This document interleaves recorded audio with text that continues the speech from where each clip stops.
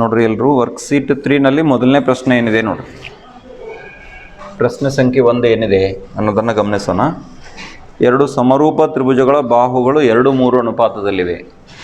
ಈಗ ನಮಗೆ ತ್ರಿಭುಜ ABC ಒಂದು ತ್ರಿಭುಜ ಇದೆ ಅಂತ ಅಂದ್ಕೊಳ್ರಿ. ಆಮೇಲೆ ತ್ರಿಭುಜ DEF ಇದೆ ಇನ್ನೊಂದು ತ್ರಿಭುಜ ಆಗಿರಲಿ, ಇವೆರಡೂ ಸಮರೂಪ ತ್ರಿಭುಜಗಳಾಗಿರಲಿ. ಕೊಟ್ಟಿರೋದೇನು? ಅನುರೂಪ 2 ಸಮರೂಪ ತ್ರಿಭುಜಗಳು 2:3 ಅನುಪಾತದಲ್ಲಿವೆ. ಅನುರೂಪ ಬಾಹುಗಳು 2:3. ನಾವು BC ಮತ್ತು EF ತಗೊಳ್ಳೋಣ. BC ಅನುಪಾತ EF ಎಷ್ಟಿದೆ? 2:3. ಬರಿಬೇಕು ನನ್ನ ಜೊತೆನೆ, ಎಕ್ಸ್ಟ್ರಾ ಮತ್ತು ಟೈಮ್ ಕೊಡೋದಿಲ್ಲ ಇದು. ಅನುರೂಪ ಬಾಹುಗಳ ಅನುಪಾತವನ್ನು ಕೊಟ್ಟಿದ್ದಾನೆ, ಅದು 2 ಮತ್ತು 3 ಇದೆ. ನಿಮಗೆ ಕೇಳಿರೋದೇನು ಅಂತಂದರೆ ಅನುರೂಪ ವಿಸ್ತೀರ್ಣಗಳ ಅನುಪಾತ ಏನು? ವಿಸ್ತೀರ್ಣ ತ್ರಿಭುಜ ABC ಅನುಪಾತ ವಿಸ್ತೀರ್ಣ ತ್ರಿಭುಜ DEF. ಇದನ್ನು ನಾವು ಕಂಡುಹಿಡಿಬೇಕಾಗಿದೆ.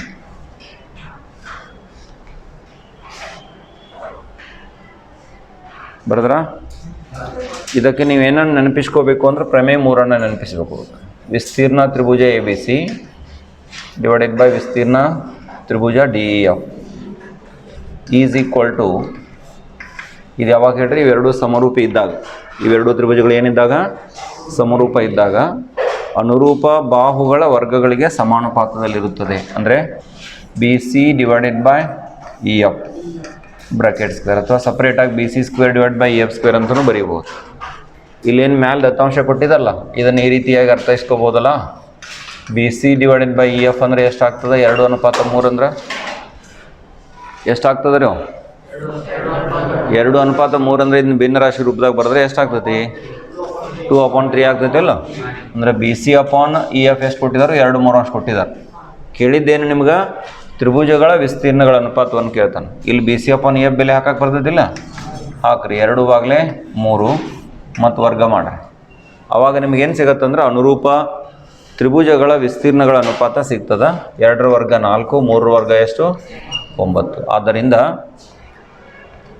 ಇದು ನಮಗೇನಾಯ್ತು ಅಂದರೆ 4:9. ಸರಿಯಾದಂಥ ಉತ್ತರ 4:9 ಆಗುತ್ತೆ. ಈ 4:9 ಅನುಪಾತ ನಮಗೆ ಆಪ್ಷನ್ B ನಲ್ಲಿ ಕಂಡು ಬರ್ತಾ ಇದೆ. ಆಪ್ಷನ್ B ನಲ್ಲಿ ಕಂಡು ಬರ್ತಾ ಇದೆ.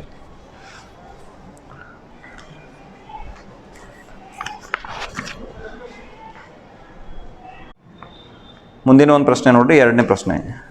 2ನೇ ಪ್ರಶ್ನೆಗೆ ಒಂದು ಚಿತ್ರವನ್ನು ಕೊಟ್ಟಿದ್ದಾರೆ. ಪ್ರಶ್ನೆ ಸಂಖ್ಯೆ 2ಕ್ಕೆ ಚಿತ್ರ ಈ ರೀತಿಯಾಗಿದೆ. ಸ್ವಲ್ಪ ಗಮನ ಕೊಡ್ರಿ. ಏನಿದೆ ಅಂತಂದರೆ ಈ ರೀತಿಯಾಗಿ ಒಂದು ತ್ರಿಭುಜ ಇದೆ ABC ಅಂತ. ನೀವು ಕೂಡ ಈ ಡಯಾಗ್ರಾಮ್ ತೆಗೀರಿ, ರಫ್ಲಿ ತೆಗೀರಿ. ABC ತ್ರಿಭುಜವನ್ನು ಕೊಟ್ಟಿದ್ದಾರೆ. ಈ ತ್ರಿಭುಜ ABCನಲ್ಲಿ XY ಇದ್ದದ್ದು BCಗೆ ಸಮಾಂತರ ಇದೆ. XY ಸಮಾಂತರ BC ಇದೆ.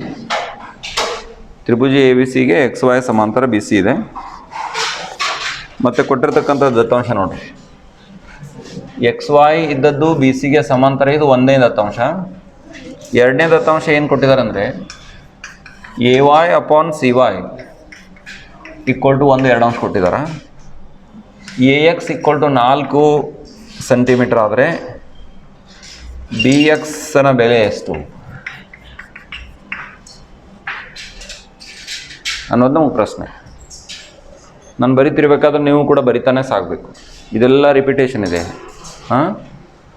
AXನ ಬೆಲೆ ಎಷ್ಟಿದೆ? 4 ಸೆಂಟಿಮೀಟರ್ ಇದೆ. AX ಎಷ್ಟಿದೆ? 4 ಸೆಂಟಿಮೀಟರ್ ಇದೆ. ನಿಮಗೆ ಕೊಟ್ಟಿರೋದು AY ಅಪಾನ್ CY. ಇಲ್ಲಿ ನೋಡಿ, AY ಅಪಾನ್ CY ಕೊಟ್ಟಿದ್ದಾರೆ. ಇಲ್ಲಿ BX ಕೇಳ್ತಾರೆ. ಇದು 1 2 ಅಂಶ ಆಗ್ತದೆ, ಇದು 1 2. ಅರ್ಥ ಆಯ್ತಾ? AY ಅಪಾನ್ CY ಅನುಪಾತ 1/2 ಆಯಿತು. ಅಂದರೆ ತ್ರಿಭುಜ ABCನಲ್ಲಿ XY ಇದ್ದದ್ದು BCಗೆ ಸಮಾಂತರ ಇದೆ. ಹಾಗಾಗಿ ತೇಲ್ಸನ ಪ್ರಮೇಯವನ್ನು ಹಚ್ಚಲಿಕ್ಕೆ ಬರುತ್ತಾ ಇಲ್ಲೋ? ತೇಲ್ಸನ ಪ್ರಮೇಯದಂತೆ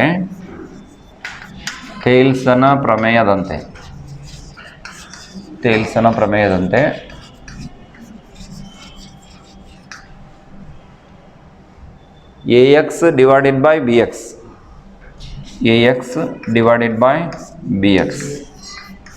ಈಕ್ವಲ್ ಟು ಏನು ಬರಲಿಕ್ಕೆ ಸಾಧ್ಯ ಆಗ್ತದೆ? ತೇಲ್ಸನ ಪ್ರಮೇಯ ಪ್ರಕಾರ AY ಡಿವೈಡೆಡ್ ಬೈ CY ಅಂತ ಬರಲಿಕ್ಕೆ ಸಾಧ್ಯ ಆಗ್ತದನೋ ಇಲ್ಲ?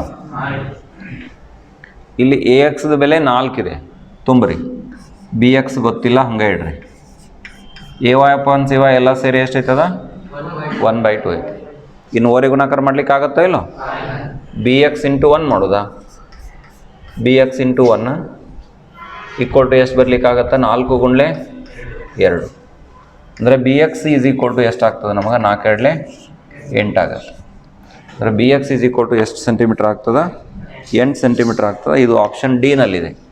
ಬರೀ 8 ಅಂತ ಇದೆ, ಅಲ್ಲಿ ನಿಮ್ಗೆ ಸೆಂಟಿಮೀಟರ್ನ ಕೊಟ್ಟಿಲ್ಲ ಆರಂಭಕ್ಕೆ, ಹಾಗಾಗಿ ಓನ್ಲಿ 8 ಇದೆ.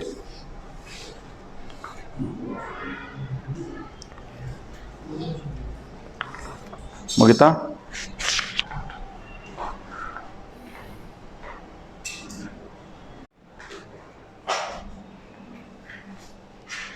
ನೋಡ್ರಿ, 3ನೇ ಪ್ರಶ್ನೆ ಏನಿದೆ ನೋಡ್ರಿ.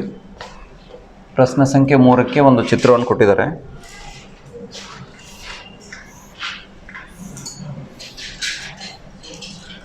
ಇದು ಪಿ ಕ್ಯೂ ಇದೆ, ಆಮೇಲೆ ಇದು ಆರ್ ಎಸ್, ಇದು ಛೇದನ ಬಿಂದು ಓ ಇದೆ. ಇದು ನಿಮಗೆ ಕೊಟ್ಟಿರ್ತಕ್ಕಂಥ ಚಿತ್ರ. ರಫ್ಲಿ ಹಾಕಿದ್ರೆ ಈ ಚಿತ್ರವನ್ನು ಕ್ವಿಕ್ ಆಗಿ ಒಂದು ಕ್ಷಣದೊಳಗೆ ಹಾಕಬೇಕು. ಒಂದು 30 ಸೆಕೆಂಡ್ನೊಳಗೆ ಡಯಾಗ್ರಾಮ್ ಡ್ರಾ ಮಾಡಿರ್ಬೇಕು. ಕೊಟ್ಟಿರೋದೇನಿದೆ ಅಂದರೆ ತ್ರಿಭುಜ ಪಿ ಓ ಕ್ಯೂ ಇದ್ದದ್ದು ಸಮರೂಪಿಯಾಗಿದೆ. ತ್ರಿಭುಜ ಎಸ್ ಒ ಆರ್ಗೆ ಸಮರೂಪಿಯಾಗಿದೆ. ಅಷ್ಟೇ ಅಲ್ಲದೆ ಪಿ ಕ್ಯೂ ಅನುಪಾತ ಆರ್ ಎಸ್ ಕೊಡ್ತಾನೆ. ಪಿ ಕ್ಯೂ ಅನುಪಾತ ಆರ್ ಎಸ್ ಎಷ್ಟಿದೆ? 1:2 ಇದೆ. 1:2 ಇದೆ.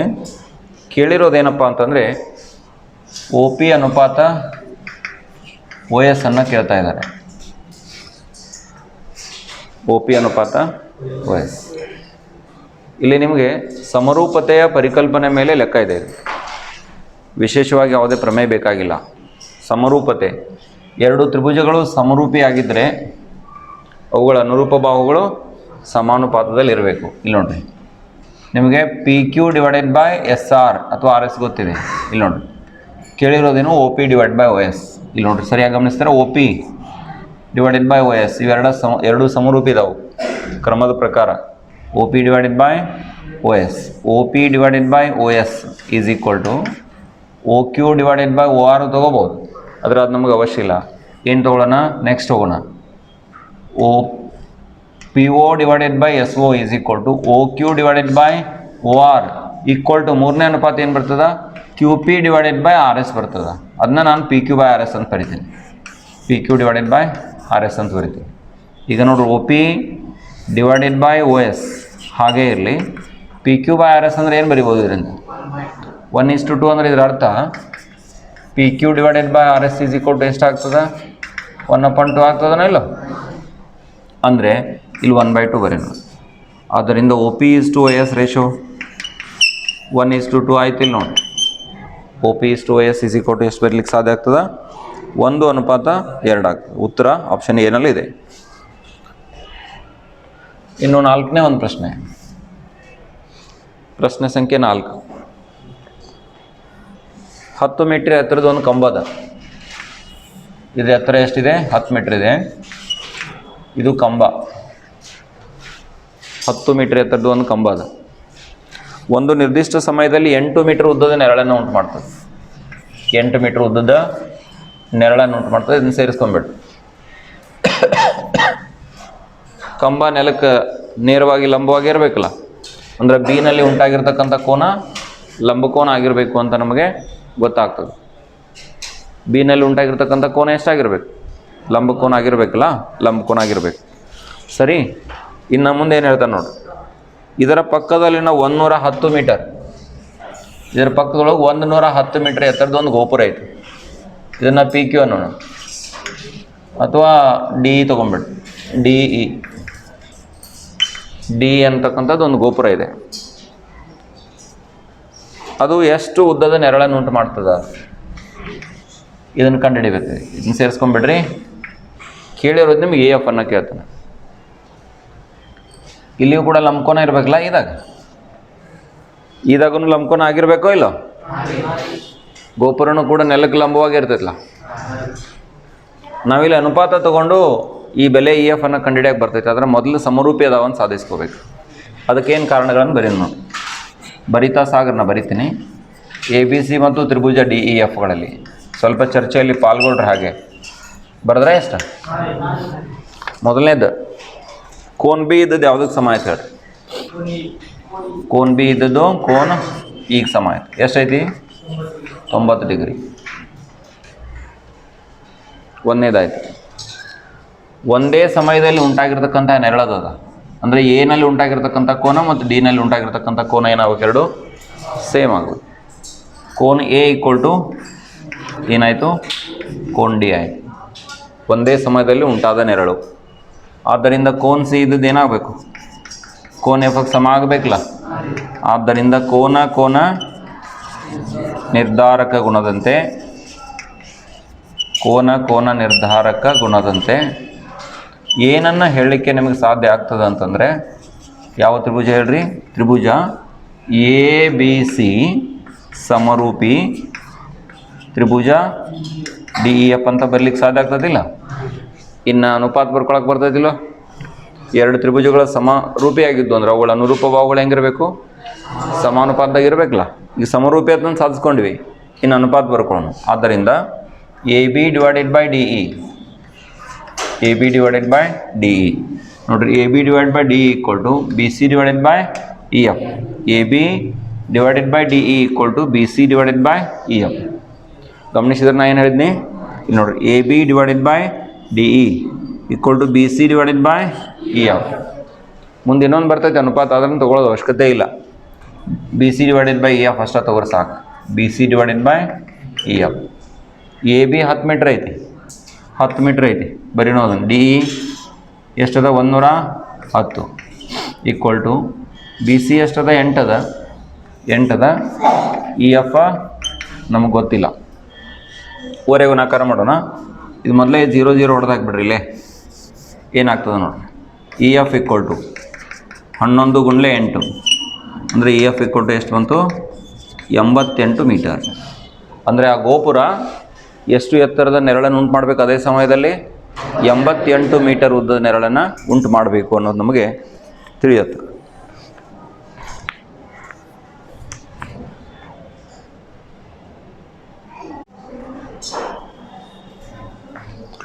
ನೋಡಿ, ಪ್ರಶ್ನೆ ಸಂಖ್ಯೆ 5 ಏನಿದೆ ಅನ್ನೋದನ್ನು ಗಮನಿಸಿ.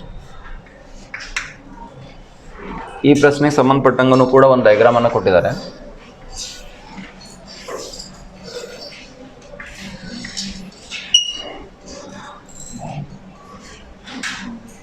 ಇದು ಎ ಬಿ ಆಗಿದೆ, ಆಮೇಲೆ ಇದು ಸಿ ಡಿ ಆಗಿದೆ, ಆಮೇಲೆ ಇವೆರಡರ ಛೇದನ ಬಿಂದು ಓ ಇದೆ. ಇಷ್ಟು ಚಿತ್ರವನ್ನು ಕೊಟ್ಟಿದ್ದಾರೆ. ನೀನು ಇನ್ನೇನು ಚಿತ್ರ ತೆಗಿಲೋ ಬೇಡ ವಿಚಾರ ಮಾಡ್ತೀಯನ? ಹಾಂ, ಅದು ಮುಂದೆ ಕುಂತಿಯಪ್ಪ. ಕೊಟ್ಟಿರೋದು ಏನಂದ್ರೆ O A into O B is equal to O C into O D ಕೊಟ್ಟಿದ್ದಾರೆ. O C into O D ಕೊಟ್ಟಿದ್ದಾರೆ. ಕೋನ್ ಎ ಈಕ್ವಲ್ ಟು ಬಿ, ಕೋನ್ ಎ ಈಕ್ವಲ್ ಟು ಕೋನ್ ಬಿ ಮತ್ತು ಕೋನ್ ಬಿ ಈಸ್ ಈಕ್ವಲ್ ಟು ಕೋನ್ ಎ ಈಕ್ವಲ್ ಟು ಕೋನ್ C ಮತ್ತು ಕೋನ್ ಬಿ ಈಸ್ ಈಕ್ವಲ್ ಟು ಕೋನ್ ಡಿ ಆಗ್ತದ ಅಂತ ನಾವು ಸಾಧಿಸಬೇಕು. ಇಷ್ಟು ಸಾಧಿಸಬೇಕಾಗಿದೆ. ಈ ಡಯಾಗ್ರಾಮ್ ಕೊಟ್ಟಿದ್ದಾರೆ ಮತ್ತು ಈ ದತ್ತಾಂಶವನ್ನು ನಿಮ್ಗೆ ಕೊಟ್ಟಿದ್ದಾರೆ. ಇಷ್ಟೇ. ಇದು ಹೇಗೆ ಅಂತ ನಾವು ಕನ್ಫರ್ಮೇಷನ್ ಮಾಡೋಣ. ಈಗ ಡಯಾಗ್ರಾಮ್ ಹಾಕಿದ್ರಿ ಮತ್ತು ಈ ದತ್ತಾಂಶ ಬರೋದಿಲ್ಲ. ಈ ದತ್ತಾಂಶವನ್ನು ಸ್ವಲ್ಪ ಬದಲಾಯಿಸ್ಕೊಂಡು ಬರ್ರಿ. ನೋಡಿ, ಇನ್ನೊಂದು ಸ್ವಲ್ಪ ನೋಡಬೇಕು. ಓ ಎ ಮತ್ತು ಓ ಬಿ ಐತಿ ಈ ಕಡೆ. ಆಮೇಲೆ ಇನ್ನು ಓ ಸಿ ಓ ಡಿ ಐತಿ. ನಮ್ಮ O A divide by O D ಅಂತ ಬರ್ತೈತೆನಾ? ಸಾಧ್ಯ ಐತೆನಾ? O A divided by O D ಬಂತಂದ್ರೆ ಒಂದ ತ್ರಿಭುಜದ ಬಾಹುಗಳ ಲಿಂಕ್ ಬರ್ತೈತಿಲ್ಲ. ಅದಕ್ಕೆ ಓ ಎ ಇಲ್ಲೇ ಐತಿ, ಈ ಓ ಡಿ ಈ ಕಡೆ ತರಕ್ಕೆ ಬರ್ತೈತಿಲ್ಲ, ಡಿವೈಡೆಡ್ ಬೈ ಓ ಡಿ. ಬರೀ ನನ್ನ ಜೊತೆ O A divided by O D ಯಾಕೆ ಬಂತಂದು ಗೊತ್ತಾಯಿತು. ಆ ಕಡೆ ಓ ಸಿ ಐತಿ, ಓ ಸಿ ಅಲ್ಲೇ ಇರಲಿ. ಇಲ್ಲಿದು ಓ ಬಿ ಆ ಕಡೆ ಕಳಿಸ್ಬೇಕೋ ಬೇಡ? ಓ ಬಿ ಆ ಕಡೆ ಕಳಿಸಿ. Divided by O B divide by O C. ಮತ್ತು ಅಷ್ಟೇ ಅಲ್ದ ಇನ್ನೊಂದು ವಿಶೇಷತೆ ಮಾಹಿತಿ ನೋಡ್ರಿ. ಕೋನ ಎ ಓ ಡಿ ಯಾವುದಕ್ಕೆ ಸಮ ಆಗ್ತತಿ? ಕೋನ್ A O D equal to ಕೋನ್ ಬಿ ಓ ಸಿ ಆಗ್ತತಿಲ್ಲ. ಇದು ಶೃಂಗಾಭಿಮುಖ ಕೋನಗಳಾಗ್ತಾವಲ್ಲ, ಇವು ಎಂಥ ಕೋನಗಳು? ಶೃಂಗಾಭಿಮುಖ ಕೋನಗಳಾಗ್ತವೆ. ಇಲ್ಲಿ ಬಂದಿದೆ ತೀರ್ಮಾನ, ನಾನು ಇನ್ನೊಂದು ಸಲ ಬರಿತೀನಿ ನೋಡಿ. ಆದ್ದರಿಂದ ತ್ರಿಭುಜ AOD ಮತ್ತು ತ್ರಿಭುಜ BOCಗಳಲ್ಲಿ ಇವು ಎರಡೂ ತ್ರಿಭುಜಗಳದೊಳಗೆ OA upon OD equal to OC upon OB ಬಂದೈತೆ, ಹಿಂದೆ ಸಾಧಿಸಿದಿರಿ. OC divided by OB. ಅಷ್ಟ ಅಲ್ದ ಕೋನ್ AOD ಈಕ್ವಲ್ ಟು ಕೋನ್ BOC ಈಗ ಜಸ್ಟ್ ಸಾಧಿಸ್ಕೊಂಡಿದ್ದೀರಿ ಶೃಂಗಾಭಿಮುಖ ಕೋನಗಳು. ಅಂದ್ರೆ ನೋಡ್ರಿ, ಬಾಹು ಕೋನ ಬಾಹು, ಬಾಹು ಕೋನ ಬಾಹು, ಬಾಕೋಬಾ ನಿರ್ಧಾರಕ ಗುಣದಂತೆ. ಆದ್ದರಿಂದ ಬಾಕೋಬಾ ನಿರ್ಧಾರಕ ಗುಣದಂತೆ ನಾವೇನು ಮಾಡಲಿಕ್ಕೆ ಸಾಧ್ಯ ಆಗ್ತದಂದ್ರೆ, ತ್ರಿಭುಜ AOD ಇದ್ದದ್ದು ಯಾವುದಕ್ಕೆ ಸಮರೂಪಿ ಇದೆ? ತ್ರಿಭುಜ AODಯು BOCಗೆ ಏನಾಗತ್ತೆ? ಸಮರೂಪಿ ಆಗ್ತದೆ. ಇದು ಸಮರೂಪಿ ಆಗೋದ್ರಿಂದ ಎ ಕೋನ ಯಾವುದಕ್ಕೆ ಸಮ ಆಗಬೇಕು? ಸಿಗೆ ಸಮ ಆಗಬೇಕು. ಕೋನ್ A ಈಕ್ವಲ್ ಟು ಇದು ಹಿಂಗೆ ಬೇಕಂತ ಹೆಂಗೆ ಬರ್ಕೊಡ್ರಿ ಆರ್ಡ್ರದಾಗ COB ಆಗ್ತದೆ ಇದು ಆ್ಯಕ್ಚುಲಿ. COB ಎದಾಗಿಂದ ಸಿಗೆ ಸಮ ಐತಿ. ಕೋನ್ A ಈಕ್ವಲ್ ಟು, ಆದ್ದರಿಂದ ಕೋನ್ A ಈಕ್ವಲ್ ಟು ಏನಾಗುತ್ತೆ? ಕೋನ್ C ಬರೀರಿ. ಆಮೇಲೆ ಕೋನ್ B ಈಸ್ ಈಕ್ವಲ್ ಟು ಏನಾಗತ್ತಾ? ಕೋನ್ D ಆಗುತ್ತೆ. ಕೋನ್ B ಈಸ್ ಈಕ್ವಲ್ ಟು ಕೋನ್ D ಆಗುತ್ತೆ. ಈ ಎರಡೂ ತ್ರಿಭುಜಗಳು ಸಮರೂಪಿ ಆಗೋದ್ರಿಂದ ಅನುರೂಪ ಕೋನಗಳು ಏನಾಗಿರಬೇಕು? ಸಮನಾಗಿರಬೇಕು. ಆ ಕಾರಣಕ್ಕೋಸ್ಕರ ಕೋನ್ A ಈಕ್ವಲ್ ಟು ಕೋನ್ C ಮತ್ತು ಕೋನ್ B ಈಸ್ ಈಕ್ವಲ್ ಟು ಕೋನ್ D ಅಂತಕ್ಕಂಥ ತೀರ್ಮಾನಕ್ಕೆ ಬರ್ತೀವಿ.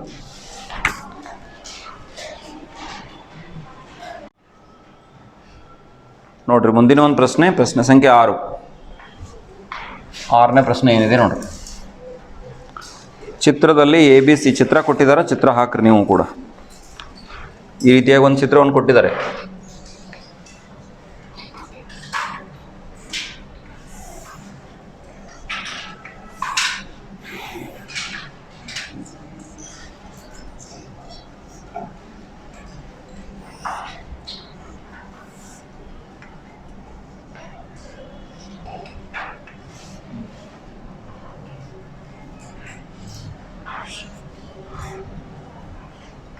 ಇದು ABC ಅದ, ಆಮೇಲೆ AMP ಅಂತ ಇನ್ನೊಂದು ತ್ರಿಭುಜ ಇದೆ. ತ್ರಿಭುಜ ABC ಮತ್ತು ತ್ರಿಭುಜ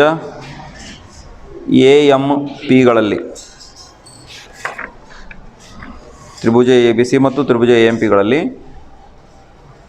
B ಮತ್ತು Mಗಳಲ್ಲಿ ಲಂಬಕೋನ ಹೊಂದಿರತಕ್ಕಂಥ ತ್ರಿಭುಜಗಳದಾವೆ. ಬಿದಾಗ ಲಂಬಕೋನದ ಮತ್ತು ಎಮ್ದೊಳಗೆ ಏನದ? ಲಂಬಕೋನದ. ಅದನ್ನು ಮಾರ್ಕ್ ಮಾಡಿ ಬರೀಲಾಗೈತೆ.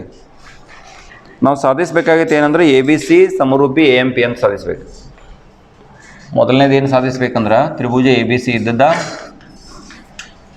ತ್ರಿಭುಜ AMPಗೆ ಸಮರೂಪಿ ಆಗ್ತದ ಅಂತ ಸಾಧಿಸ್ಬೇಕು. ಇದು ಮೊದಲನೇ ದತ್ತಾಂಶ ಸಾಧಿಸಬೇಕಾಗಿರೋದು. ಎರಡನೇದು CA upon PA equal to CA divided by PA equal to ನಾವೇನು ತರಬೇಕು ಅಂದರೆ BC ಡಿವೈಡೆಡ್ ಬೈ MP ಅಂತ ತರಬೇಕು.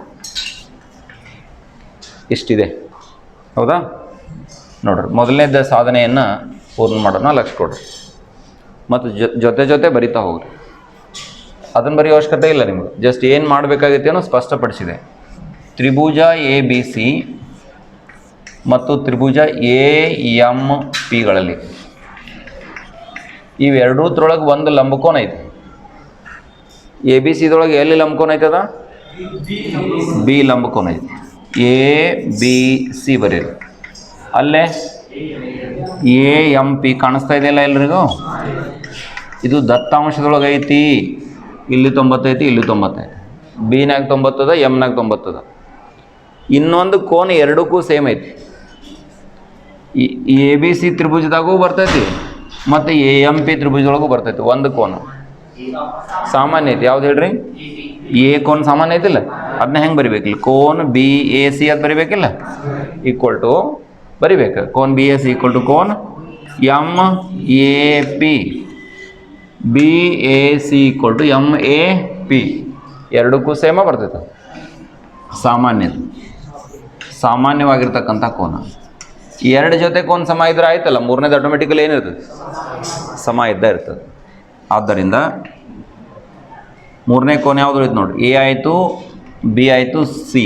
ಕೋನ್ ಎ ಸಿ ಬಿ ಇದ್ದದ್ದು ಯಾವುದಕ್ಕೆ ಸಮ ಇರಬೇಕು, ಎ ಎಮ್ ಆಗೈತಿ, ಪಿ ನಡುವಾಕ್ರಿ, A P M, A P M. ಆದ್ದರಿಂದ ತ್ರಿಭುಜ A B C, A B C ಸಮರೂಪಿ ತ್ರಿಭುಜ. ಇಲ್ಲಿ ಬರೀತಕ್ಕಂಥ ಕ್ರಮ ನೋಡ್ಬೇಕು ನಾವು, ಎ ಬಿ ಸಿ, ಎ ಕೋನ ಏಕ ಐತಿ, ಇಲ್ಲಿ ಎ ತಗೋಬೇಕು, ಬಿ ನೆಕ್ಸ್ಟ್ ಬಿ ಎಮ್ಗೆ ಸಮ ಅದ, ಎಮ್, ಸಿ ಅದಕ್ಕೆ ಸಮ ಅದ, ಪಿಗೆ ಸಮ ಅದ. ಸಾಧಿಸಲ್ಪಟ್ಟಿತ ಇಲ್ಲೋ, ಮೊದಲನೇದಾಯ್ತಿಲ್ಲ ನಿಮ್ಗೆ, ಎ ಬಿ ಸಿ ಸಮರೂಪಿ ಎ ಎಮ್ ಪಿ. ಇಲ್ಲಿ ಅನುರೂಪ ಶೃಂಗಗಳು ಬರುವಂಗೆ ಸರಿಯಾಗಿ ಬರ್ಕೋಬೇಕಾ, ಇದನ್ನು ತಪ್ಪಿರಿ ಅಂದ್ರೆ ಮುಂದಿನ ಅನುಪಾತ ತಪ್ತೈತಿ. ಇನ್ನು ಎರಡನೇದು ಸಾಧನೆಗೆ ಏನು ಭಾಳ ಕೆಲಸ ಇಲ್ಲ. ತ್ರಿಭುಜ ಎ ಬಿ ಸಿ ಇದ್ದದ್ದು ಸಮರೂಪಿ ಅದಕ್ಕದ, ತ್ರಿಭುಜ ಎ ಎಮ್ ಪಿಗೆ ಅದ, ಈಗಾಗಲೇ ಇದನ್ನು ಸಾಧಿಸಲ್ಪಟ್ಟದ. ಎ ಬಿ ಸಿ ಇದ್ದದ್ದು ಯಾವುದಕ್ಕೆ ಸಮರೂಪಿ ಅದ, ಎ ಎಮ್ ಪಿಗೆ ಸಮರೂಪಿ ಅದ. ಅಂದ್ರೆ ಅನುಪಾತ ಬರ್ರಿ, ಈಗ ಎ ಬಿ ಡಿವೈಡೆಡ್ ಬೈ ಇಲ್ಲಿದ್ದು ಎ ಬಿ ತೊಗೊಂಡ್ರೆ ಇಲ್ಲಿದ್ದು ಏನು ತೊಗೋಬೇಕು, ಎ ಎಮ್ ತೊಗೊಳಕ್ಬೇಕು ಬೇಡ, ಇಲ್ಲಿದ್ದು ಎ ಬಿ ತೊಗೊಂಡ್ರೆ ಇಲ್ಲಿದ್ದು ಏನು ತೊಗೋಬೇಕು, ಎ ಎಮ್ ತೊಗೋಬೇಕು, A B divided by A M. ಇನ್ನು ಎರಡನೇ ಅನುಪಾತ ಬಿ ಸಿ ತೊಗೊಂಡ್ರೆ M P divided by M P. ಆಮೇಲೆ ಇನ್ನೇನು ಉಳಿತು, ಎ ಸಿ ತೊಗೊಂಡ್ರೆ ತೊಗೊಂಡ್ರೆ ಏನು ಬರೀಬೇಕು, ಎ ಪಿ ಬರೀಬೇಕು, A C divided by A P. ಬೇಕಾಗೈತೆ ನೋಡಿ, C A by P A ಇಲ್ಲೈತೆ, C A by P A ಮೂರನೇ ಅನುಪಾತದಾಗ ಐತೆ, ಎರಡನೇ ಅನುಪಾತದಾಗ B C by M P ಐತಿ. ಒಂದನೇದು ಬಂದೈತಿಲ್ಲ, ಇದು ಬಿಡ್ರಿ, ಬರಬಾರ್ದಂತೇನಿಲ್ಲ. ಮೂರು ಅನುಪಾತ ಬರ್ಕೊಂಡೇವಿ, ಬೇಕಾದ ಒಟ್ಟ ತೊಗೊಳೋಣ. ಇದರಿಂದ ಏನು ಬಂತ, C A upon A P, C A upon P ಎನ ಬರೆದ್ಬಿಡ್ರಿ. ಇದು ಯಾವುದಕ್ಕೆ ಸಮ ಆಯ್ತು ನೋಡ್ರಿ, B C divided by M P ಅಂತ. ಇಲ್ಲಿಗೆ ನಮಗೆ ಎರಡನೇದು ಕಂಡೀಷನ್ ಪ್ರೂವ್ ಆಯ್ತೋ ಇಲ್ಲಿ ನೋಡಿ, ಎರಡನೇ ಕಂಡೀಷನ್ ಪ್ರೂವ್ ಆಯ್ತಲ್ಲ, ಓಕೆ.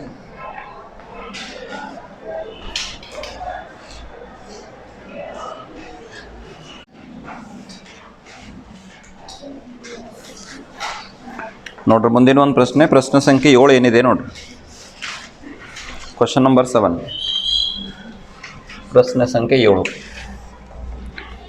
ಒಂದು ಚಿತ್ರವನ್ನು ಕೊಟ್ಟಿದ್ದಾನೆ, ಈ ರೀತಿಯಾಗಿ ಡಯಾಗ್ರಾಮನ್ನು ಕೊಡಲಾಗಿದೆ. ಇದನ್ನು ನೀವು ಕೂಡ ಡ್ರಾ ಮಾಡಿರಿ, ಬೇಗ ಲೇಟ್ ಮಾಡೋಂಗಿಲ್ಲ. ಎ ಬಿ ಸಿ ಸಪ್ಳ ಸಾಕಲ್ಲ, ರಫ್ಲಿ ತೆಗೀರಿ. ಹಂಗೆ ನಿಮ್ಮ ಕಂಪಾಸ್ ಬಾಕ್ಸ್ ಕೈಗೇನು ಬಿಡ್ರಿ ಜರ. ನೀ ತ್ರಿಜ್ ತೊಗೊಂಡು ಏನು ಮಾಡೋಕ್ಕೆಮ್ಮ, ಇಲ್ಲಿ ಏನರ ವೃತ್ತ ತೆಗಿಯಾಗತ್ತಿ, ನಿನ್ನ ಮನಸ್ಥಿತಿ ಎಲ್ಲೈತೆ ನೋಡು, ಅದು ರಫ್ಲಿ ತೆಗಿ, ಹಂಗೆ ಪೆನ್ಲೆ ಬರತ್ತೆ ತೆಗಿಲಿಕ್ಕೆ. ಅದನ್ನು ಒಂದು ಡಯಾಗ್ರಾಮ್ ತೆಗಿಲಿಕ್ಕೆ ನೀವು 4-5 ನಿಮಿಷ ತೊಗೊಂಡ್ರೆ ಬರೀ ಪರಿಹಾರಕ್ಕೆ ಯಾವಾಗ ಹೋಗೋದು, ಅದರ ಮಾಹಿತಿಯನ್ನು ತಿಳ್ಕೊಬೇಕಾಗತ್ತೆ. ಡ್ರಾ ಮಾಡಿದ್ರಿ? ಹಾಂ, ಹಾಗೆ ಚರ್ಚೆಯಲ್ಲಿ ತೊಡಗುತ್ತಾ ದತ್ತಾಂಶಗಳನ್ನು ಸ್ಪಷ್ಟಪಡಿಸ್ತೀನಿ, ನೀವು ಸ್ಪಷ್ಟಪಡಿಸ್ಕೊಡ್ರಿ. ಎ ಡಿ ಲಂಬ ಬಿ ಸಿ ಕೊಟ್ಟಿದ್ದಾನ, ಎ ಡಿ ಲಂಬ, ಇಲ್ಲೊಂದು ಲಂಬದ ಮಾರ್ಕ್ ಮಾಡಿರಿ, ಎ ಡಿ ಲಂಬ ಬಿ ಸಿ ಇದೆ. ಮತ್ತು ಇನ್ನೊಂದು ಏನಿದೆ ಅಂದರೆ A D square is equal to B D into C D ಇದೆ, B D into C D, A D square is equal to B D into C D ಇದೆ. ನಮಗೇನು ಸಾಧಿಸಬೇಕು ಅಂತಂದ್ರೆ A B square plus A C square, A B square plus A C square is equal to B D plus C D bracket square ಅಂತ ಸಾಧಿಸಬೇಕು. ಪ್ರಶ್ನೆಯಲ್ಲಿ ದತ್ತಾಂಶ ಏನಿದೆ, ನಾವು ಏನನ್ನು ಸಾಧಿಸಬೇಕಾಗಿದೆ ಅನ್ನೋದರದ ಅರ್ಥ ಆಯ್ತಲ್ಲ. ಒಂದನೇ ದತ್ತಾಂಶ ಎ ಡಿ ಲಂಬ ಬಿ ಸಿ, ಇದು ಒಂದನೇ ದತ್ತಾಂಶ. ಎರಡನೇ ದತ್ತಾಂಶ ಏನು, A D square is equal to A ಡಿಯ ಮೇಲಿನ ವರ್ಗ ಬಿ ಡಿ ಇಂಟು ಸಿ ಡಿಗೆ ಸಮನಾಗಿದೆ. ನಮಗೆ ಸಾಧಿಸಬೇಕಾಗಿರೋದು A B square plus A C square. ಈ ಎಡಭಾಗವನ್ನು ಗಮನಿಸಿ, A B square plus A C square. A B ಇಲ್ಲಿದೆ, ಎ ಸಿ ಇಲ್ಲಿದೆ. ಎ ಬಿಯು ಎ ಬಿ ಡಿಗೆ ವಿಕರ್ಣ ಆಗ್ತದೆ, ಎ ಸಿ ಯು ಎ ಡಿ ಸಿಗೆ ವಿಕರ್ಣ ಆಗ್ತದೆ. ಪೈಥಾಗೋರಸ್ನ ಪ್ರಮೇಯವನ್ನು 2 ಸಲ ಅನ್ವಯಿಸಬೇಕಾಗ್ತದೆ, ಹೌದಾ? ಈಗ ನೋಡ್ರಿ, ತ್ರಿಭುಜ ಎ ಬಿ ಡಿನಲ್ಲಿ ಬರಿಬೇಕು. ತ್ರಿಭುಜ ಎ ಬಿ ಡಿನಲ್ಲಿ ಕೋನ್ ಡಿ ಎಷ್ಟಿದೆ, 90 ಡಿಗ್ರಿ ಇದೆ ಇಲ್ಲೋ? ಹಾಂ, ಏನಮ್ಮ ಹೋಗಮ್ಮ ಏನ ಅಂತಂದ್ರೆ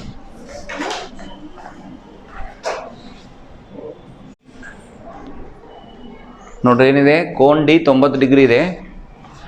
ಕೋನ್ ಡಿ ಯಾವ ತ್ರಿಭುಜದೊಳಗೆ ಎ ಬಿ ಡಿ ತ್ರಿಭುಜದೊಳಗೆ 90 ಡಿಗ್ರಿ ಇರೋದ್ರಿಂದ ವಿಕರ್ಣ ಎ ಬಿ, ಇದನ್ನು ಬರೀರಿ, A B square is equal to ಏನು ಬರೀತೀರಿ? A D square plus B D square ಬರ್ಲಿಕ್ಕೆ ಆಗುತ್ತಾ ಇಲ್ಲೋ? ಇನ್ನೊಂದು ನೋಡ್ರಿ, ತ್ರಿಭುಜ ಯಾವುದದು? ಎ ಡಿ ಸಿನೊಳಗೆ ಕೋನ ಡಿ 90 ಐತೆ ಅಲ್ಲ, ಕೋನ್ ಡಿ 90 ಇರೋದ್ರಿಂದ ಅದಕ್ಕೆ ಸಂಬಂಧಪಟ್ಟಂಗೆ ವಿಕರ್ಣ ಯಾವ್ದಾಗ್ತದ?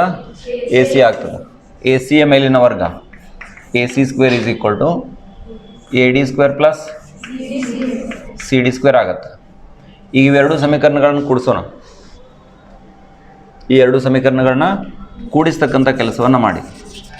ಕೂಡಿಸಿದರೆ A B square plus A C square ಬಂತ, A B square plus A C square equal to ನೋಡಿ, ಎಡಭಾಗದಾಗ ಏನಿದೆ? A B square plus A C square ಇದೆ, ಅದು ಬಂತ ಲೆಫ್ಟ್ ಸೈಡ್. ಇನ್ನು ಬಲಭಾಗಕ್ಕೆ ಹೋಗೋಣ. A D square plus A D square ಕೂಡಿಸಿದ್ರೆ 2 ಎ ಡಿ ಸ್ಕ್ವೇರ್, ಆಮೇಲೆ B D square plus C D square, B D square plus C D square ಹೆಂಗಿದ್ದಂಗೆ ಬರೆಯೋಣ. ಈಗ ಮೇಲೆ ಕೊಟ್ಟಿದ್ದಾರೆ ನೋಡ್ರಿ, A D square is equal to B D into C D, A D square is equal to B D into C D. ಎರಡು ಹೊರಗಡೆ ಇರಲಿ, B D into C D ಎರಡು ಹಾಗೆ ಇರಲಿ, into B D into C D plus B D square plus C D square. ಈಗ ನಿತ್ಯ ಸಮೀಕರಣ ಯಾವುದನ್ನು ಸ್ಮರಿಸ್ಕೋಬೇಕು ಅಂದರೆ ನೀವು ಎ ಸ್ಕ್ವೇರ್ ಪ್ಲಸ್ ಹಾಂ ಇಲ್ಲಿ ನೋಡಿರಿ, A square plus B square plus 2ab ಫಾರ್ಮ್ದಾಗ ಬಂತಲ್ಲ, ಇದು A square plus B square plus 2ab. ಒಂದು ನಿಮಿಷ ತಡ್ರಿ, ಇದು ಏನಾಗುತ್ತೆ ಹೇಳ್ರಿ? A plus B whole square form ಬರ್ತೈತಿಲ್ಲ, ಅಂದ್ರೆ ಬಿ ಡಿ ಪ್ಲಸ್ ಏನು ಬರಿಬೇಕು? ಸಿ ಡಿ ಬ್ರಾಕೆಟ್ ಸ್ಕ್ವೇರ್ ಬರಿಬೇಕು. ಅರ್ಥ ಆಯ್ತಾ? ಇದು ಹೇಗೆ ಬಂತಂತ ಅರ್ಥ ಆಯ್ತಾ? B D plus C D square ಬಂತ ಇಲ್ಲ ನಿಮಗೆ? ಎಡಭಾಗ ಬಲಭಾಗ ಬಂತಲ್ಲ, ಬೇಕಾಗಿರ್ತಕ್ಕಂಥ ಸಾಧನೆ ಪೂರ್ಣ ಆಯ್ತು. ಇವಾಗ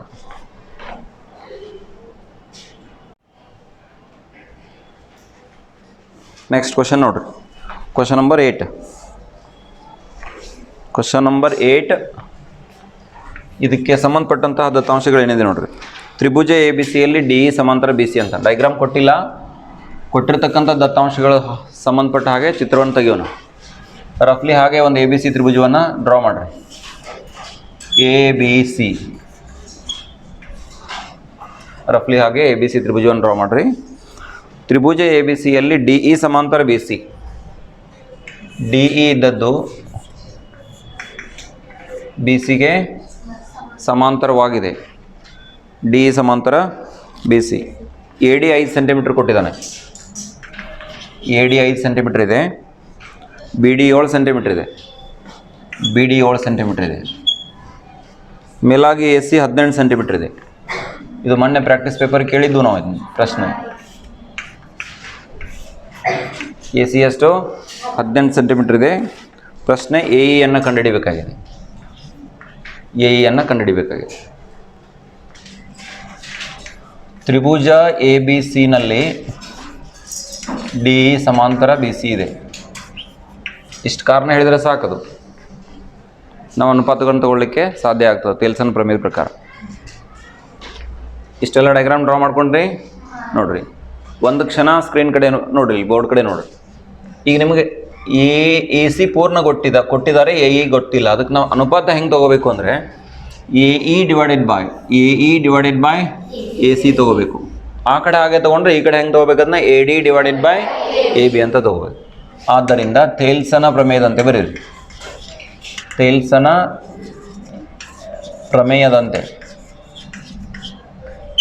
ಪ್ರಮೇಯದಂತೆ A D divided by A B, ಎಡಭಾಗದಲ್ಲಿ A D divided by A ಬಿನೇ ಯಾಕೆ ತೊಗೊಂಡಿವಿ ಅಂತ ಗೊತ್ತಾಗಬೇಕು ನಿಮಗೆ. ಮೂರು ರೀತಿಯಲ್ಲಿ ಅನುಪಾತಗಳನ್ನು ತೊಗೊಳ್ಳಿಕ್ಕೆ ಬರ್ತದಲ್ಲಿ, ಯಾವುದು ಸೂಕ್ತ ಅನ್ನೋದನ್ನು ನಾವು ತೀರ್ಮಾನ ಮಾಡಬೇಕು. ಎ ಇ ಡಿವೈಡೆಡ್ ಬೈ ಏನು ತೊಗೋಬೇಕು? ಎ ಸಿ ತೊಗೋಬೇಕು. ಇನ್ನು ಗೊತ್ತಿರ್ತಕ್ಕಂಥ ಬೆಲೆಗಳನ್ನು ಹಾಕ್ರಿ. ಎ ಡಿ 5 ಇದೆ, ಎ ಬಿ 5 ಮತ್ತು 7 ಕೂಡಿಸ್ಬೇಕಲ್ಲ, ಈಕ್ವಲ್ ಟು ಎ ಇ ಗೊತ್ತಿಲ್ಲ ನಮಗೆ, ಹಾಗೆ ಇರಲಿ, ಡಿವೈಡೆಡ್ ಬೈ ಎ ಸಿ 18 ಇದೆ. ಅಂದರೆ 5/12 equal to A E divided by 18. ಸರಿ ಐತೆ ನೋಡಿ ನಾವು ಬರೋದದ್ದು. ಇಷ್ಟು ಸರಿ ಇದೆಯಾ? ಬರೋದ್ರಿ? ಇನ್ನೂವರೆ ಗುಣಾಕಾರ ಮಾಡೋಣಲ್ಲ. ಎ ಇಯನ್ನು ಯಾವುದು ಗುಣಿಸ್ತೀರಿ? 12 ಗುಣಿಸ್ತೀರಿ. A E into 12 is equal to 5 into ಎಷ್ಟಾಗತ್ತಾ? 18. 5 into 18 A E equal to 5 ಗುಂಡ್ಲೆ 18 ಬಾಗ್ಲೆ ಎಷ್ಟು? 12. 6 2 12, 6 3 5 3 15 ಬಾಗ್ಲೆ 2, 15 2 ಅಂಶ ಅಂದರೆ ಎಷ್ಟು? 7.5 ಸೆಂಟಿಮೀಟರ್. ಇಷ್ಟು ಲೆಕ್ಕ ಮಾಡೋಕ್ಕಾಗಿಲ್ಲ ನೋಡ್ರಿ, ಸುಮಾರು ಜನ ತಪ್ಪಿದ್ರಿ ಇದು ಮೊನ್ನೆ.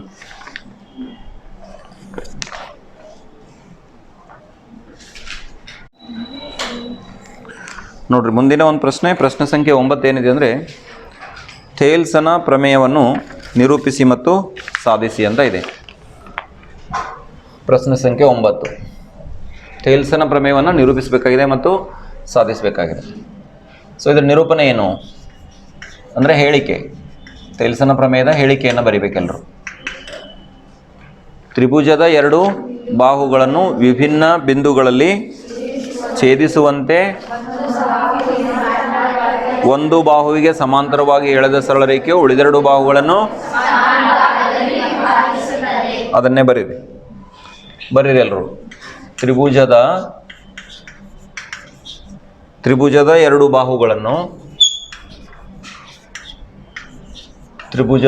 ಬಾಹುಗಳನ್ನು ಬೇಗ ಬರಿಬೇಕು. ವಿಭಿನ್ನ ಬಿಂದುಗಳಲ್ಲಿ ಛೇದಿಸುವಂತೆ.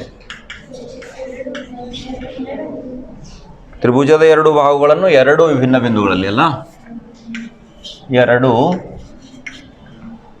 ವಿಭಿನ್ನ ಬಿಂದುಗಳಲ್ಲಿ ಛೇದಿಸುವಂತೆ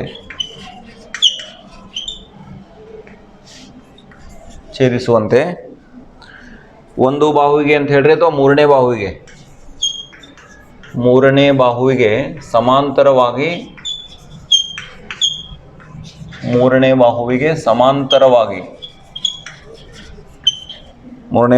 ಸಮಾಂತರವಾಗಿ ಎಳೆದ ಸರಳ ರೇಖೆಯು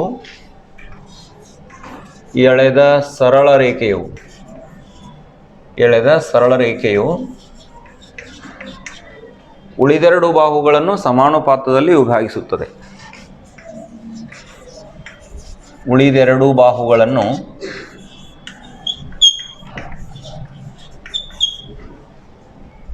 ಸಮಾನುಪಾತದಲ್ಲಿ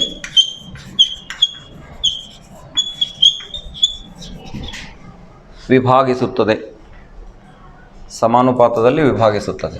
ಇದು ನಮಗೆ ಪ್ರಮೇಯದ ಹೇಳಿಕೆ. ಈ ಹೇಳಿಕೆಯನ್ನು ಒಂದು ತ್ರಿಭುಜವನ್ನು ಹಾಕಿ ಚರ್ಚೆ ಮಾಡಿ ದತ್ತಾಂಶಗಳನ್ನು ಬರೆದುಕೊಳ್ಳೋಣ.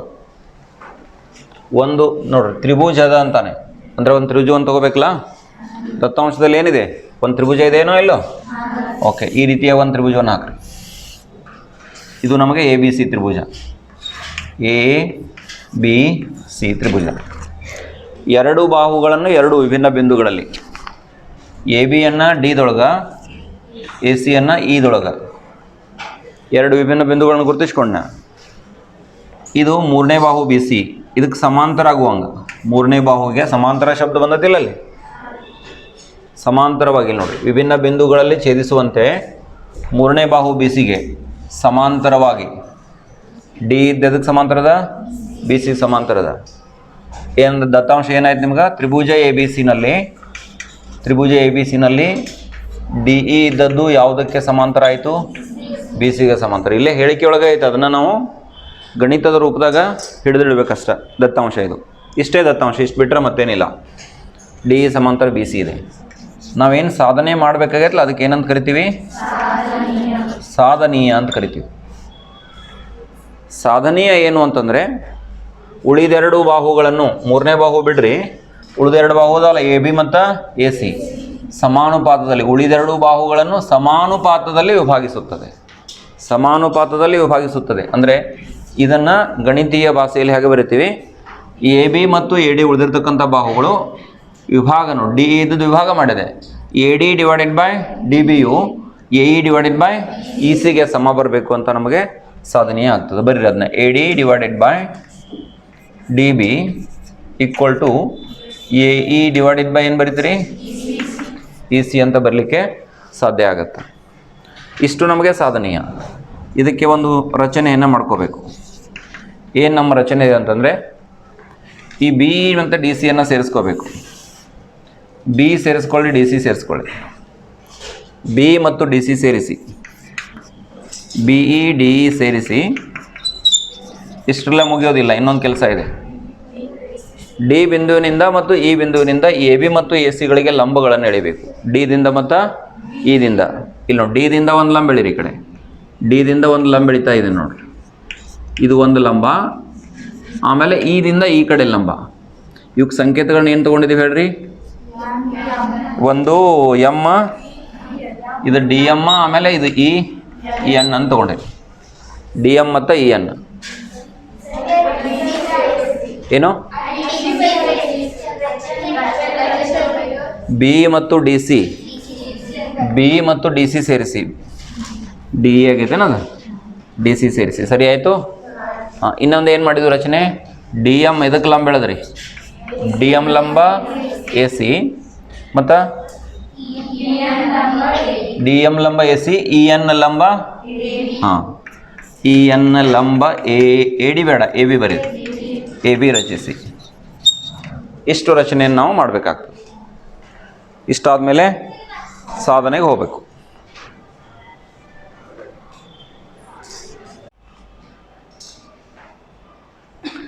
ನೋಡ್ರಿ, ಇನ್ಮೇಲೆ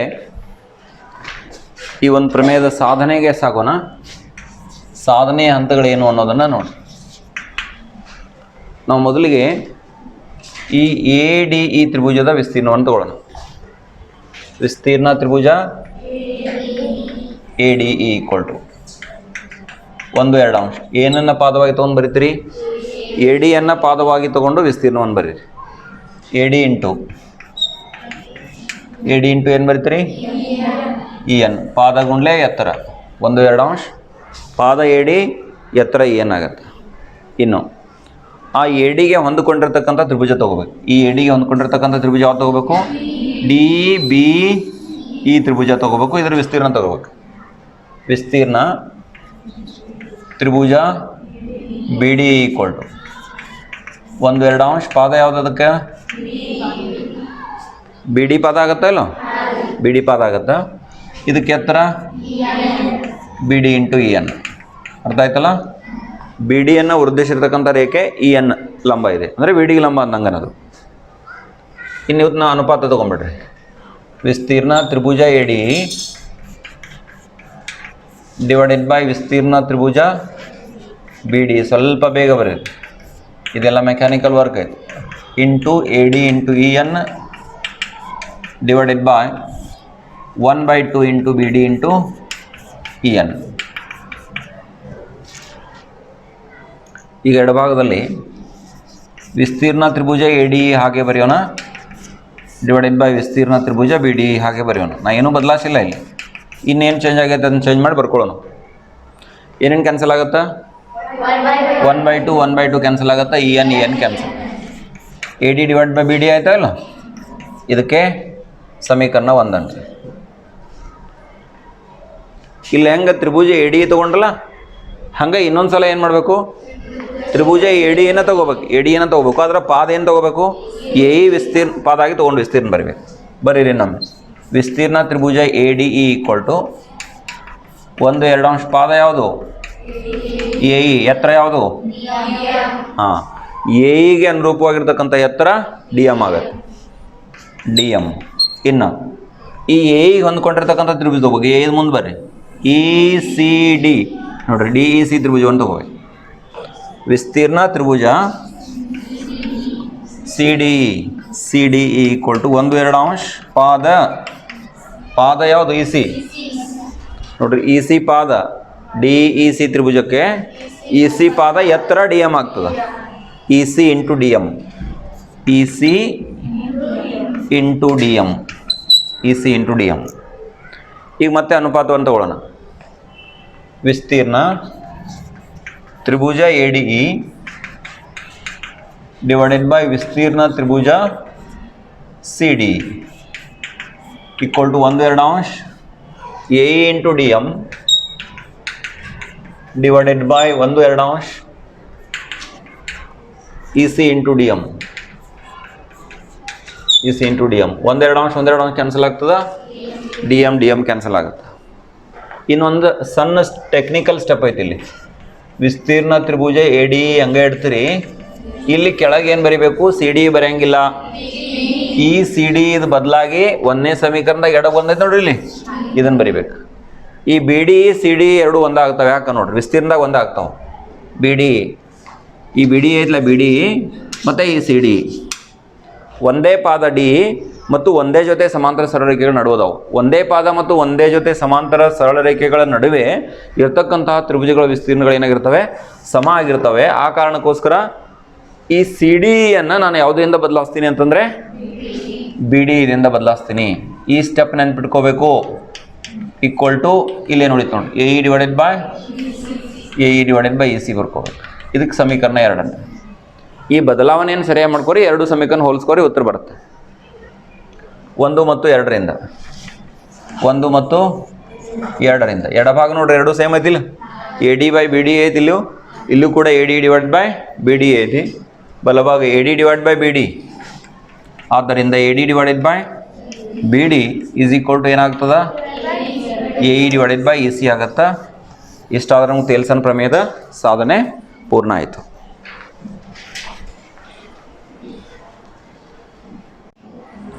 ನೋಡ್ರಿ, ಕೊನೆಯ ಪ್ರಶ್ನೆ ಸಂಖ್ಯೆ ಎಷ್ಟಿದು? ಪ್ರಶ್ನೆ ಸಂಖ್ಯೆ 10. 10ನೇ ಪ್ರಶ್ನೆ ಏನಿದೆ ಅಂದರೆ,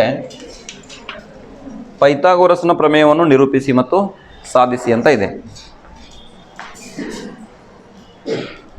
ಓಕೆ, ಇದರ ನಿರೂಪಣೆಯನ್ನು ಬರೆಯಿರಿ. ತಮಗೆಲ್ಲ ಆಲ್ರೆಡಿ ಫ್ಯಾಮಿಲಿಯರ್ ಇದೆ ಅಂದರೆ ಹೇಳಿಕೆಯನ್ನು ಬರೀಬೇಕು.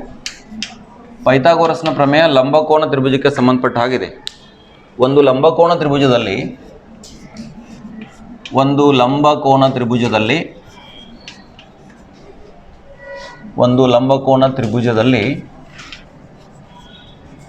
ಏನು ಅಂತಂದರೆ, ವಿಕರ್ಣದ ಮೇಲಿನ ವರ್ಗವು, ಒಂದು ಲಂಬಕೋನ ತ್ರಿಭುಜದಲ್ಲಿ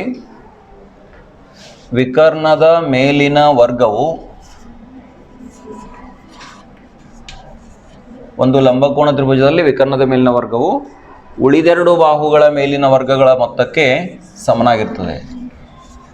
ಉಳಿದೆರಡು ಬಾಹುಗಳ ಮೇಲಿನ ವರ್ಗಗಳ ಮೊತ್ತಕ್ಕೆ ಸಮ.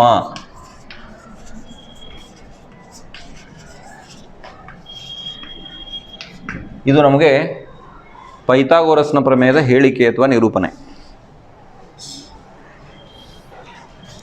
ಇದನ್ನು ನಾವು ಒಂದು ಲಂಬಕೋನ ತ್ರಿಭುಜದಲ್ಲಿ ಸಾಧಿಸೋಣ.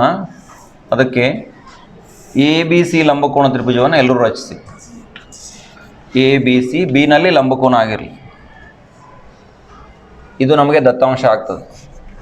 ದತ್ತ ಏನು ಅಂದರೆ, ತ್ರಿಭುಜ ಎ ಬಿ ಸಿ ನಲ್ಲಿ ಕೋನ್ ಬಿ ಇಸ್ ಈಕ್ವಲ್ ಟು ಎಷ್ಟಿದೆ, 90 ಡಿಗ್ರಿ ಇದೆ. ಕ್ವಿಕ್ಲಿ ಡಯಾಗ್ರಾಮ್ ಹಾಕ್ರಿ ಮತ್ತು ಅಷ್ಟು ದತ್ತಾಂಶ ಬರೀರಿ. ದತ್ತಾಂಶ ಅರ್ಥ ಆಯ್ತಲ್ಲ? ಓಕೆ, ನಮಗೇನು ಸಾಧನೆ ಮಾಡಬೇಕಾಗೈತಲ್ಲ, ಅದಕ್ಕೆ ಏನಂತ ಕರಿತೀವಿ ನಾವು? ಸಾಧನೀಯ ಅಂತ ಕರಿತೀವಿ. ಏನು ನಮ್ಮ ಸಾಧನೀಯ ಅಂದರೆ, ವಿಕರ್ಣದ ಮೇಲಿನ ವರ್ಗ ಅಂದರೆ ಎ ಸಿ. ಯಾವುದು ವಿಕರ್ಣ ಆಗ್ತದೆ? ಲಂಬಕೋನಕ್ಕೆ ಅಭಿಮುಖವಾಗಿರ್ತಕ್ಕಂಥದ್ದು ವಿಕರ್ಣ ಆಗ್ತದೆ.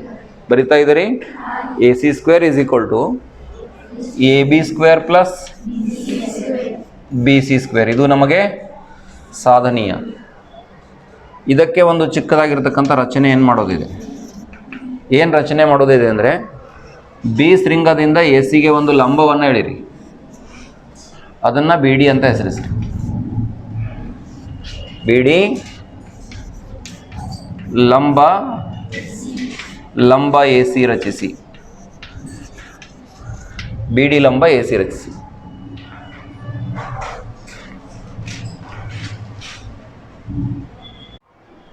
ನೋಡ್ರಿ ಇನ್ಮೇಲೆ ಸಾಧನೆ ಹಂತಕ್ಕೆ ಸಾಗೋಣ.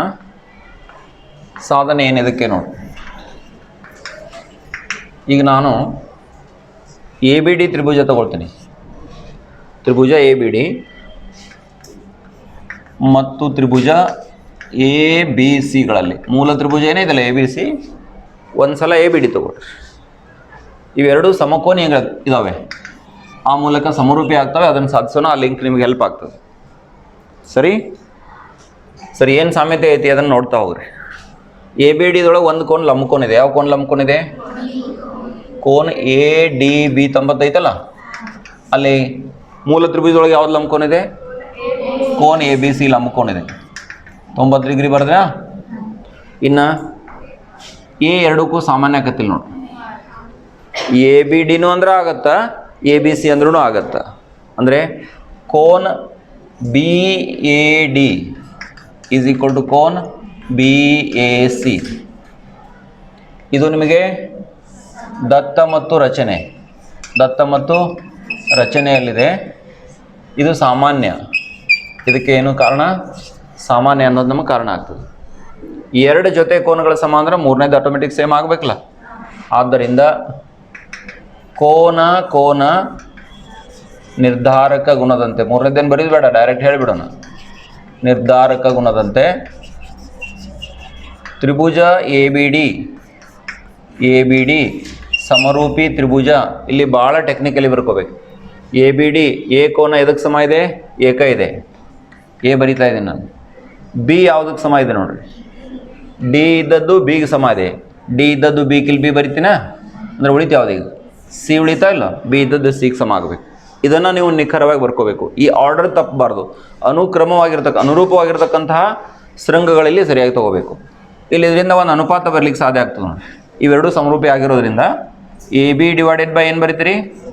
A B divided by A C equal to ಮುಂದಿನ step B D divided by B C, B D divided by B C equal to ಇನ್ನೊಂದು ಅನುಪಾತ A D divided by A B ಬರ್ತದೆ. ನಿಮ್ಗೆ ಎಷ್ಟು ಬೇಕು ಅಷ್ಟ ತೊಗೊಂಡು ಬರೋಕ್ಕೆ ಬರ್ತದೆ. ಬಟ್ ಅದು ನಿಮ್ಗೆ ಕನ್ಫ್ಯೂಷನ್ ಮಾಡ್ಕೋತೀರಿ. ಬೈ ಹ್ಯಾಟ್ ಹೊಡಿಬೇಡ್ರಿ, ಅಂಡರ್ಸ್ಟ್ಯಾಂಡ್ ಮಾಡ್ಕೊಂಡು ಈ ಸೀಕ್ವೆನ್ಸ್ ನೆನ್ಪಿಟ್ಕೊರಿ. ಈಗ ನಿಮಗೆ ಎರಡು ರಿಪೀಟ್ ಅದಾವೆ ನೋಡ್ರಿ. ಏನ? ಇಲ್ಲಿ ಎ ಬಿ ರಿಪೀಟ್ ಐತಿ, ಇಲ್ಲಿ ಎ ಬಿ ರಿಪೀಟ್. ಅಂದರೆ ಇದನ್ನು ಉಳಿಸ್ಕೋರಿ, ಇದನ್ನೇನು ಮಾಡಿರಿ? ಬಿಟ್ಬಿಡ್ರಿ. ಈಗ ಏನಾಗತ್ತೆ ನೋಡ್ರಿ, A B divided by A C equal to A D divided by A B ಆಗ್ತದೆ. ಈಗ ಎ ಬಿ ಮತ್ತು ಎ ಬಿ ಓರೆ ಗುಣಾಕಾರ ಮಾಡ್ಕೊರಿ. ಏನಾಯ್ತು? ಎ ಬಿ ಸ್ಕ್ವೇರ್ ಆಯಿತಾ ಇಲ್ಲ? A B square is equal to A C into A D. ಇದಕ್ಕೆ ಸಮೀಕರಣ ಒಂದನ್ನು. ಇದೇ ಸೇಮ್ ಲೆಕ್ಕಾಚಾರ ಬರುತ್ತಾ? ಯಾವುದು? ತ್ರಿಭುಜ ಬಿ ಡಿ ಸಿ ತೊಗೋಬೇಕು ನೀವು ಮತ್ತು ತ್ರಿಭುಜ ಎ ಬಿ ಸಿಗಳಲ್ಲಿ. ಬಿ ಡಿ ಸಿ ತ್ರಿಭುಜ ಮತ್ತು ಎ ಬಿ ಸಿ ತ್ರಿಭುಜ ತಗೊಳ್ಳೋಣ. ಇಲ್ಲಿಯೂ ಕೂಡ ಒಂದು ಜೊತೆ ಕೋನಗಳು ಲಂಬಕೋನಗಳಾಗಿವೆ. ಕೋನ್ ಬಿ ಡಿ ಸಿ 90 ಐತೆ ಇಲ್ಲ? ಕೋನ್ ಬಿ ಡಿ ಸಿ ಮೂಲ ತ್ರಿಭುಜದೊಳಗೆ ಯಾವ ಕೋನ್ 90 ಅದ? ಕೋನ್ ಬಿ 90 ಅದ. ಅಂದರೆ ಏನು ಬರಿಬೇಕು ನಾನೀಗ? ಕೋನ್ A B C equal to 90 degree. ಇದಕ್ಕೆ ಕಾರಣ ಏನು ಅಂತಂದರೆ ದತ್ತ ಮತ್ತು ರಚನೆ. ಇಲ್ಲಿ ಬಂದಿರತಕ್ಕಂಥ ಸೇಮ್ ಹಂತಗಳು ಬರ್ತವೆ. ಇನ್ನು ಸಾಮಾನ್ಯವಾಗಿರ್ತಕ್ಕಂತಹ ಕೋನ ಯಾವುದಾಗ್ತದೆ? ಇಲ್ಲಿ ಸಿ ಆಗುತ್ತೆ. ನಾನು ಈ ತ್ರಿಭುಜವನ್ನು ತೊಗೊಂಡಿದ್ದೀನಿ, ಈಗ ಸಿ ಆಗುತ್ತಾ? ಅದನ್ನೇ ಬರಿಬೇಕು. ಕೋನ್ B C D is equal to ಏನಾಗುತ್ತಾ? ಕೋನ್ ಎ ಸಿ ಬಿ. ಇದು ಸಾಮಾನ್ಯ, ಉಭಯ ಸಾಮಾನ್ಯ ಅಂತ ಬರೀತೀವಿ. ಆದ್ದರಿಂದ ಯಾವ ನಿರ್ಧಾರಕ ಗುಣ?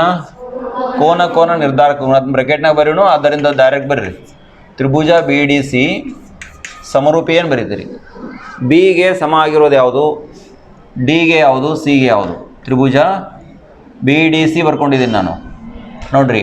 ಡಿ ಇದ್ದದ್ದು ಬಿಗೆ ಸಮ, ಸಿ ಇದ್ದದ್ದು ಸಿಗೆ ಸಮ. ಅಂದರೆ ಇಲ್ಲಿ ಏನು ಬರಿಬೇಕು ನಾವು? ಏನೇ ಬರಿಬೇಕು. ಎ ಉಳಿತಲ್ಲ ಮೊದಲನೇದು, ಬಿ ಇದ್ದದ್ದು ಏಕೆ ಸಮ ಆಗಬೇಕು. ಇದಕ್ಕೆ ಕಾರಣ ಏನು? ಕೋನ ಕೋನ ನಿರ್ಧಾರಕ ಗುಣ ಅನ್ನೋದು ನಮಗೆ ಅರ್ಥ ಆಗ್ತದೆ. ಹೌದಾ? ಇನ್ನು ಅನುಪಾತಗಳನ್ನು ತಗೊಳ್ಳೋಣ. ಆದ್ದರಿಂದ B D divided by A B is equal to D C divided by B C. ನೋಡ್ರಿ, B D divided by A B equal to D C divided by B C equal to ಏನು ಬರೀತೀರಿ? B C divided by A C ಬರೀತೀರಿಲ್ಲ? A C. ಈಗ ನಿಮಗೆ ನೋಡ್ರಿ, B C repeat ಇದೆ. ಪುನರಾವರ್ತನೆ ಆಗಿರ್ತಕ್ಕಂತಹ ಬಾಹುಗಳದಾವಲ್ಲ ಇವು, ಇದನ್ನು ಹೊಂದಿರತಕ್ಕಂಥ ಅನುಪಾತ ಇಟ್ಕೊರಿ, ಬೇಡಾದ್ ಬಿಡ್ರಿ. ಈಗ ಅದನ್ನ ಬರ್ಕೋತೀನಿ ನೋಡ್ರಿ, D C divided by B C equal to B C divided by A C. ಒರೆ ಗುಣಾಕಾರ ಮಾಡಿದರೆ B C square is equal to A C into D C. ಇದಕ್ಕೆ ಸಮೀಕರಣ 2. ಈ ಎರಡೂ ಸಮೀಕರಣಗಳನ್ನು ಕೂಡಿಸಿಬಿಟ್ರೆ ನಿಮಗೆ ಪರಿಹಾರ ಬರುತ್ತೆ. 1ನೇ ಸಮೀಕರಣ ಮತ್ತು 2ನೇ ಸಮೀಕರಣವನ್ನು ಕೂಡಿಸೋಣ. ಈಗ ಎಡಭಾಗ ನೋಡ್ರಿ ಎ ಬಿ ಸ್ಕ್ವೇರ್ ಇದೆ, ಎಡಭಾಗ ಎ ಬಿ ಸ್ಕ್ವೇರ್ ಇದೆ. 2ನೇ ಸಮೀಕರಣದ ಎಡಭಾಗ ಬಿ ಸಿ ಸ್ಕ್ವೇರ್ ಇದೆ. ಇಲ್ಲಿ ಬಲಭಾಗ A C into A D ಇದೆ, A C into A D ಇದೆ. ಆಮೇಲೆ ಇಲ್ಲಿ ಬಲಭಾಗ A C into D C ಇದೆ, A C into D C. ಸಾಮಾನ್ಯ ಏನಿದೆ, ಎ ಸಿ ಸಾಮಾನ್ಯ ತೆಗಿತೀರಾ, A D plus D C ಉಳಿಯತ್ತೋ ಇಲ್ಲೋ. ಎ ಸಿಯನ್ನು ಸಾಮಾನ್ಯ ತೆಗೆದೆ ನಾನು. ಇಲ್ಲಿ ನೋಡ್ರಿ, ಇಲ್ಲೂ ಎ ಸಿ ಇದೆ, ಇಲ್ಲಿಯೂ ಕೂಡ ಎ ಸಿ ಇದೆ. ಎ ಸಿಯನ್ನು ಸಾಮಾನ್ಯ ತೊಗೊಂಡ್ವಿ. ಎ ಡಿ ಉದ್ದಕ್ಕೆ ಡಿ ಸಿ ಉದ್ದವನ್ನು ಕೂಡಿಸಿದ್ರೆ ಏನು ಬರುತ್ತಾ, ಎ ಸಿ ಉದ್ದ ಬರುತ್ತಾ. ಅದನ್ನು ಬರೀರಿ, A C into A C ಆಯಿತು. ಈಗಾಗಲೇ ಒಂದು ಎ ಸಿ ಇದೆ, ಇದೆರಡನ್ನು ಕೂಡಿಸಿದ್ರೆ ಎ ಸಿ ಬಂತು. A C into A C ಅಂದರೆ ಏನು, ಎ ಸಿ ಸ್ಕ್ವೇರ್ ಆಯ್ತಲ್ಲ. A B square plus B C square equal to A C square. ಆದ್ದರಿಂದ ನಮ್ಮ ತೀರ್ಮಾನ ಏನಂದರೆ A C square is equal to A B square plus B C square ಅಂತಕ್ಕಂಥ ಒಂದು ತೀರ್ಮಾನಕ್ಕೆ ಬರ್ತೀವಿ.